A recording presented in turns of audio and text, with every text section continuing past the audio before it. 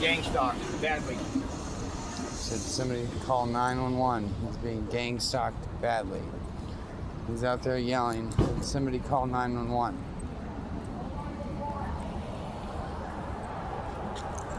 He was just across the street yelling and screaming. Now he's saying fuck off.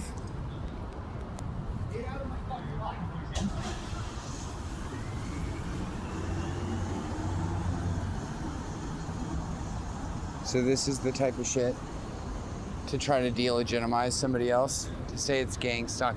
It's so dumb, right? Because I'm not being gang stalked, right? And because a gang wouldn't have a Cessna. They wouldn't be able to clone somebody else's phone and text you and say, right before you're gonna go to court, hey, I can't wait to see your face in court.